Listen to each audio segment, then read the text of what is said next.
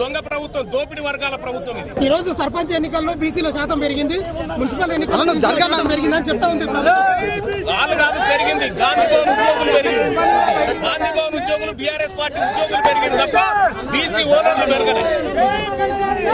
ఏం చెప్తారు పోలీసులకు సంబంధించి? మాకు పోలీసులు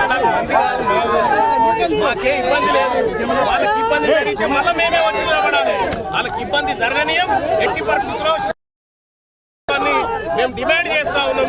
ఈ ప్రభుత్వం ఖచ్చితంగా బీసీ సప్లాన్ అమలు చేయాలి, అమలు చేసి తీరాలి. ఈ మాట నిలబెట్టుకోవాలని చెప్తాం.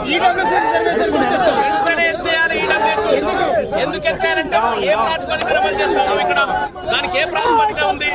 ఈడబ్ల్యూఎస్ రిజర్వేషన్ అమలు చేయాలంటే ఇక్కడ ఉన్న పేదవాళ్ళ సంఖ్యతో తీయాలి. ఆ సంఖ్యతో తీరకముందుగా మీరు రిజర్వేషన్ అమలు చేసుకుంటే మరి మా పరిస్థితి ఏం కావాలి? అందుకోసమే ఎట్టి పరిస్థితిలో ఈ ప్రభుత్వాన్ని వదిలిపెట్టే ప్రసక్తే లేదు. ఇది తాడో పేడో యుద్ధం. 2028 కల్లా మాకు రావాల్సినటువంటి చేయకపోతే ఖచ్చితంగా ఈ ప్రభుత్వానికి గద్దె 100%